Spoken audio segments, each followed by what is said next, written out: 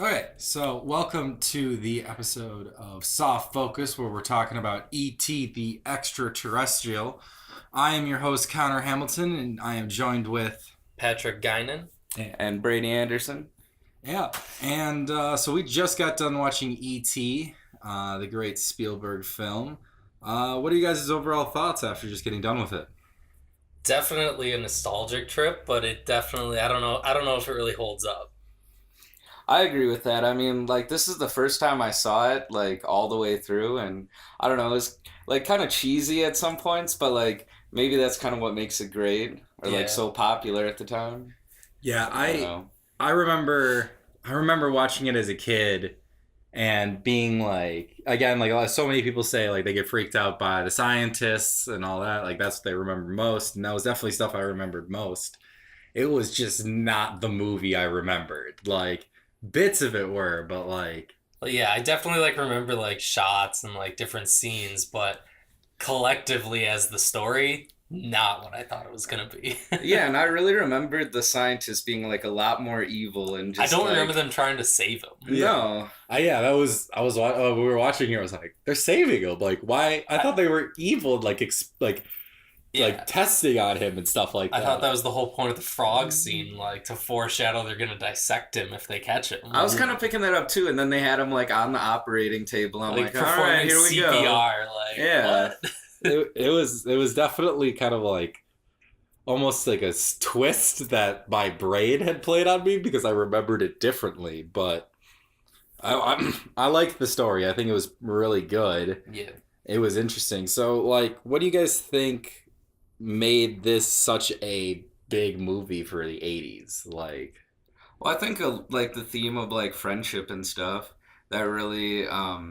like, a lot of people can kind of relate to that and stuff. I also think the soundtrack had a lot to do with it because I believe this is John Williams, where he also did Star Wars and Indiana Jones. Indiana Jones. it was definitely an 80s movie. Like, thinking about like how well it did in the 80s, you could see it just purely like you watch it and you're like, man, this thing's dripping with the 80s. Kind of like the over-the-top, like, blockbuster feel to it, almost. Yeah, like that's Steven Spielberg, like grand, these like this like just pure goodness kind of movie where it's like there's like a good heart behind it. It's such a kids movie. Like watching it Yeah. here, it was so amazing to see like how kid it was. And I was interested in the beginning with how much it set up like a play. It seemed like that backyard with like the backdrop and everything seemed very play-esque. Mm-hmm.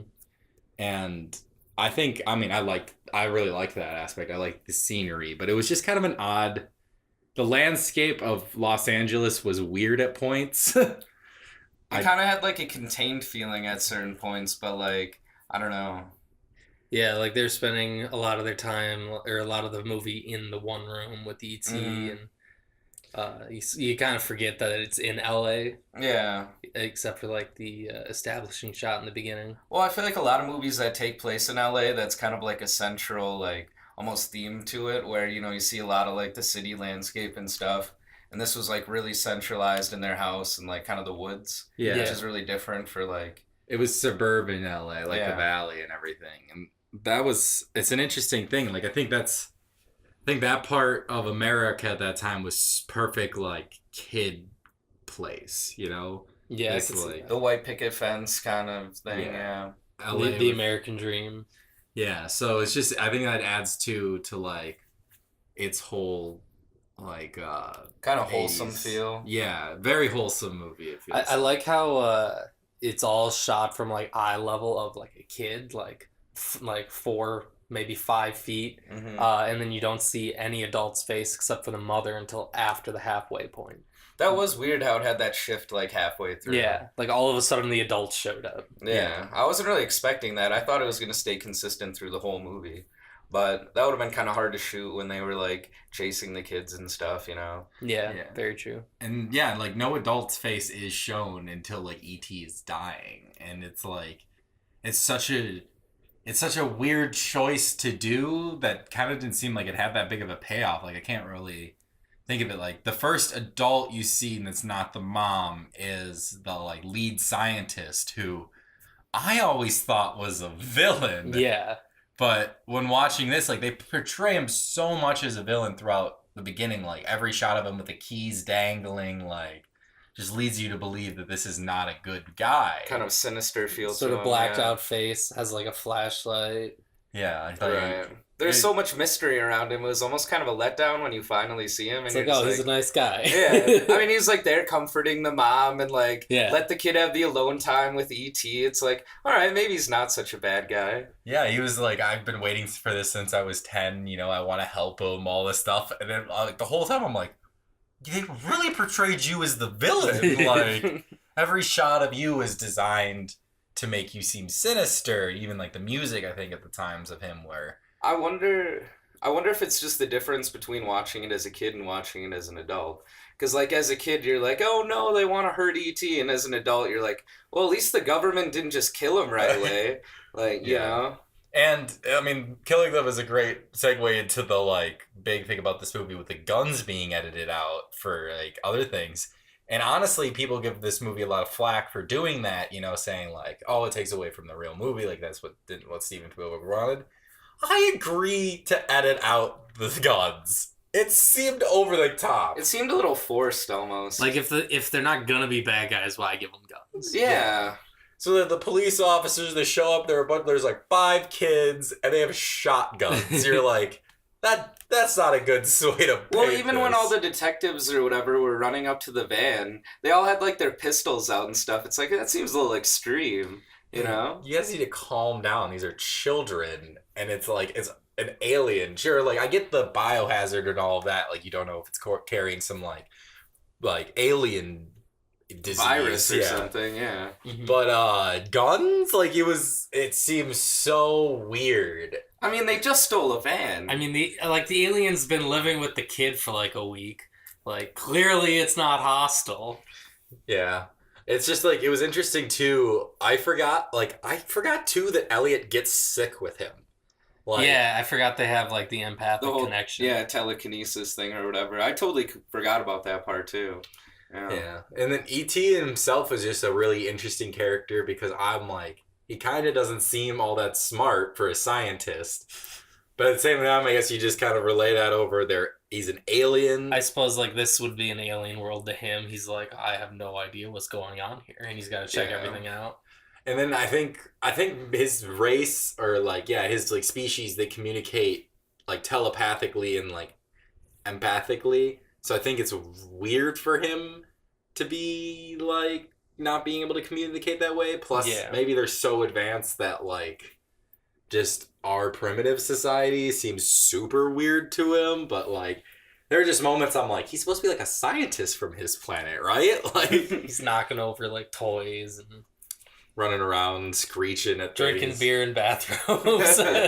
Dude, and the kid got drunk. That's a scene I completely forgot Yeah. about. Like, I did enjoy though when he let all the frogs go, and then the E.T.'s watching the TV thing and he kisses the girl.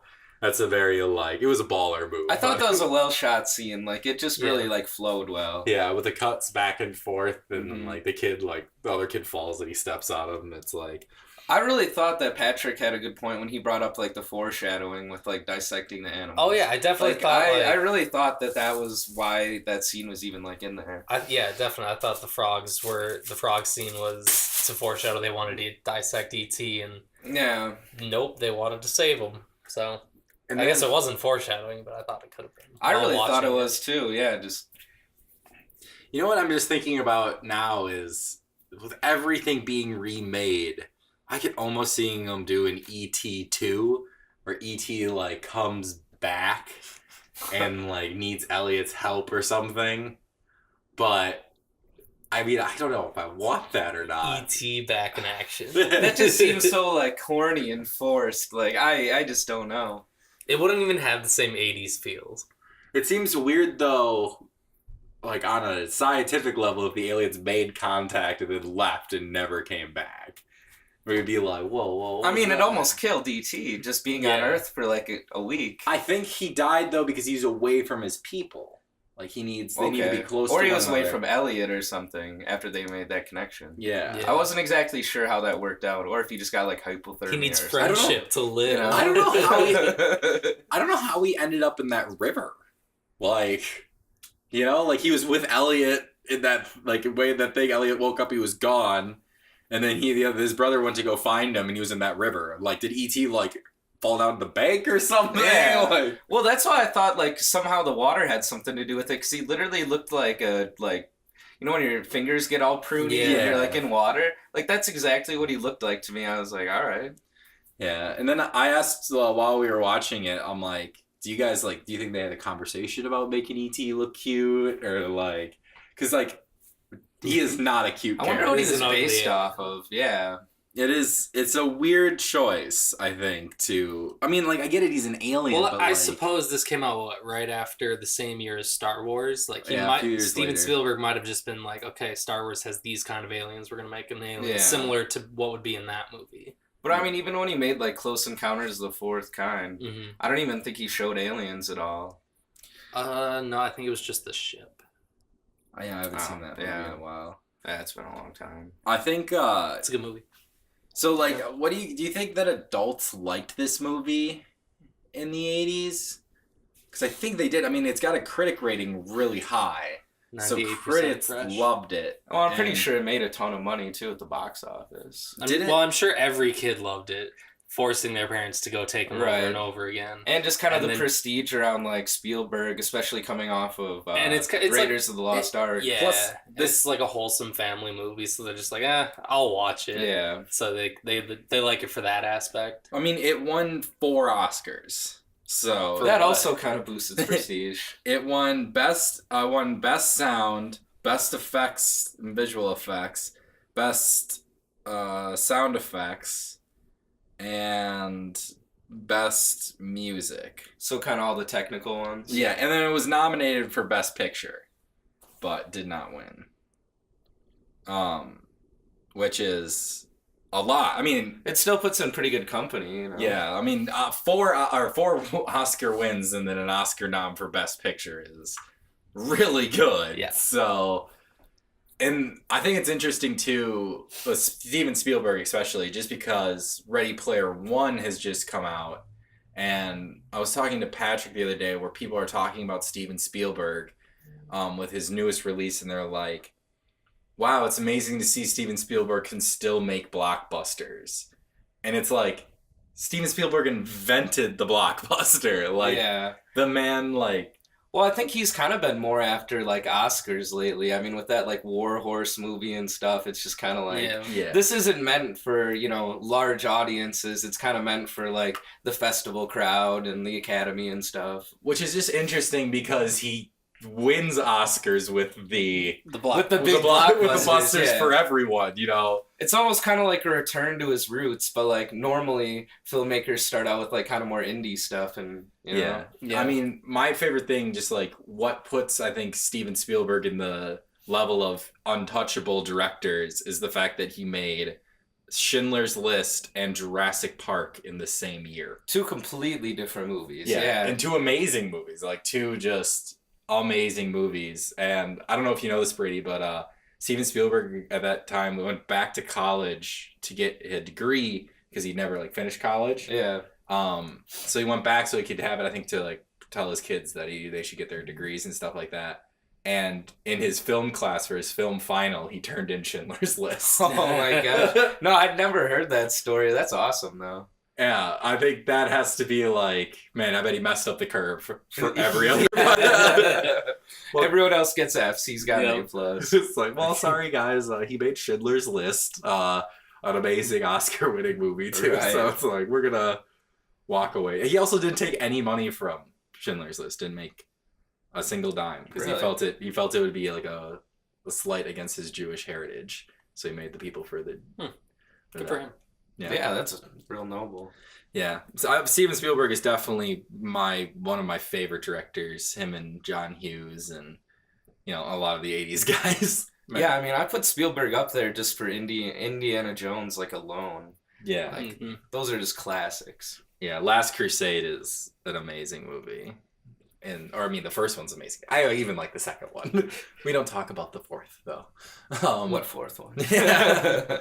But yeah, so Steven Spielberg, amazing. I think the other person we should definitely talk about is a little girl named Drew Barrymore in this movie. 4 years old. Jeez. Oh yeah. She is just adorable, has the best lines. Hands down. She the was best just lines. hilarious, honestly. Like, Yeah. Savage at age 4. yeah. It's so funny because, again, Patrick and I have been watching Santa Clarita Diet, which is Drew Barrymore's new show. And to see her in that and be a mom and all of that, and then watch this is just like a weird thing. You don't get to see a lot of those child actors who do stay in the limelight even up to this age and are making good stuff. It's like, it's weird to watch them like, oh yeah, you're a full... You've kind of been in this a while. And she still has like that savageness too on Yeah. like Santa Clarita Diet. Yeah. She's great in that.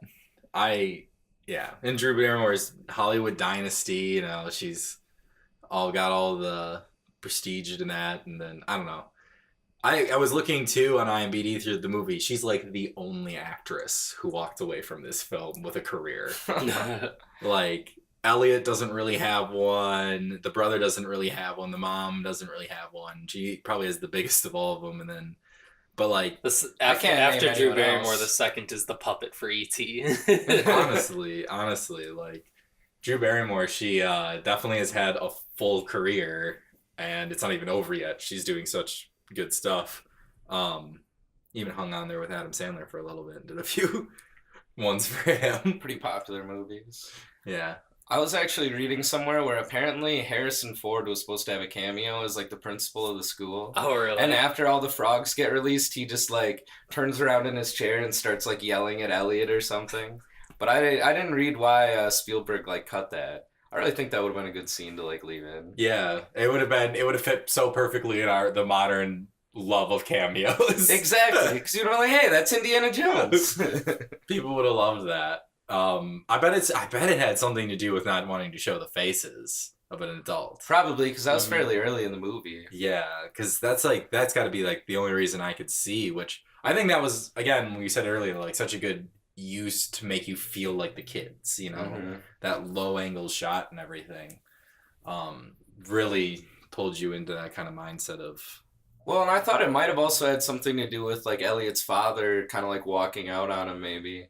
Where he just like... He just kind of ignores Yeah, it adults kind of now. like represents that void of like not having a parent there and... Yeah. I don't know. Yeah, then a lack of a male role model and like male figure. Right. That's why only the mom might have been showed for like such a long Which might be period why of movie. the nice scientist guy was the first man face. Yeah, to to kind of fill in that father figure role. Mhm. Yeah. I think it's interesting too, Spielberg's use of puppets in so many of his films, like, Jurassic Park, Jaws, E.T., like, the man knows how to use practical effects. Mm-hmm. And, like, with E.T. running around in the beginning and, like, the movements of the character, like, I think one of the best ones was when he carrying all the appliances. They don't even show him carrying it. They just show the blanket with it all on it slowly moving away, but you fully understand what's going on. And I think that's just Steven Spielberg learning that like you can convey things with like puppets even if you don't show the puppet. Like I think he probably learned that from Jaws, where he's like less was more with that movie. Yeah. Mm-hmm. Well, I feel like some people just completely forget how much of like a pioneer he was with like special effects and stuff. With kind of his more like Academy Award movies or going for Academy Awards and stuff.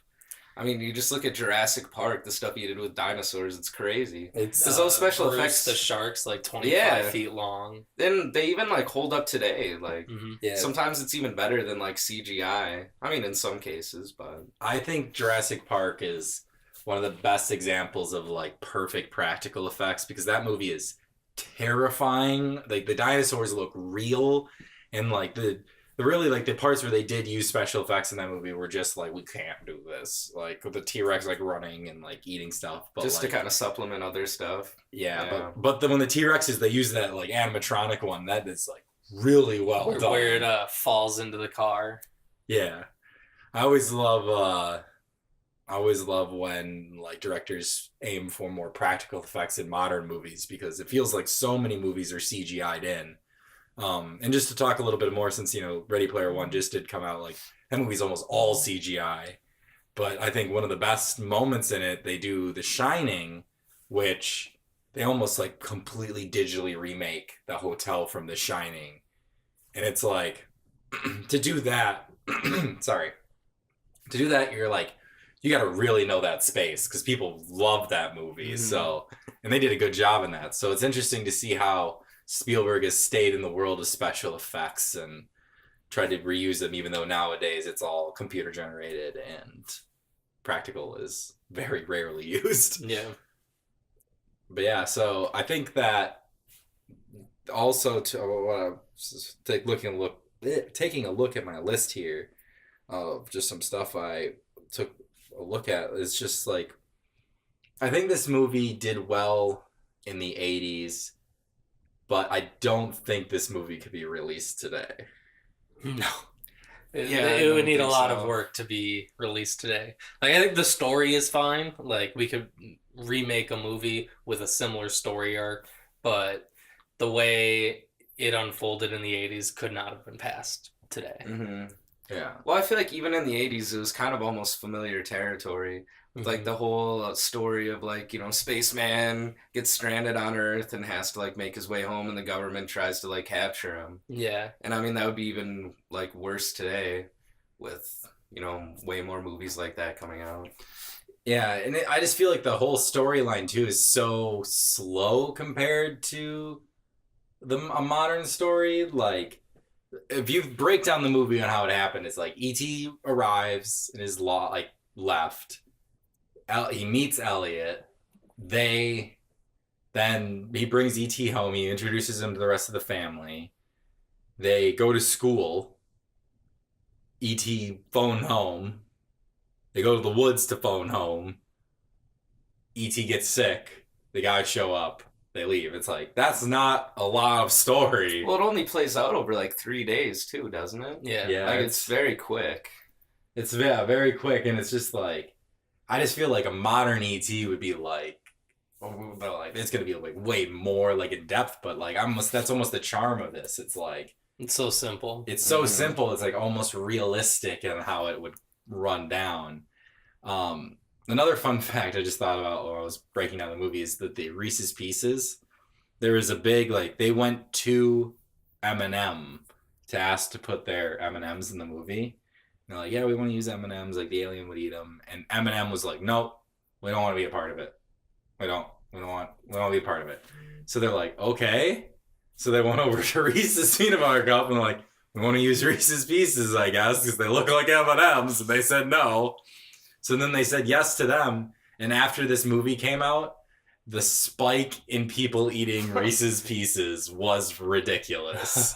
Like, to this day, people still buy Reese's Pieces and look at people and go, Elliot. Like, Did Eminem give like any reason why they didn't want to do it? not that I remember. I think they just didn't want to be like a part of it or They associated probably just thought with the like, alien was gonna like scare kids or something. yeah, like they're that. like, we don't want to be associated with An scaring alien. kids and aliens and stuff like that. But the thing was, is E.T. really wasn't that scary. I feel like if it was like a modern movie, like in a modern context, you'd almost have to like, I don't know, Yeah. maybe we're just like more paranoid nowadays or something. A But little like, more adult content. And yeah, children's story. I almost feel like if an alien like landed on Earth, you would just like approach it a lot differently maybe than in the 80s where you'd be so welcoming. Like Yeah. apparently they were in E.T. Yeah, it's an interesting movie. Not like a lot of other alien movies or sci-fi movies that exist, but I understand why it won our Oscar for best song or like original like soundtrack and everything like that, because man, when they play the like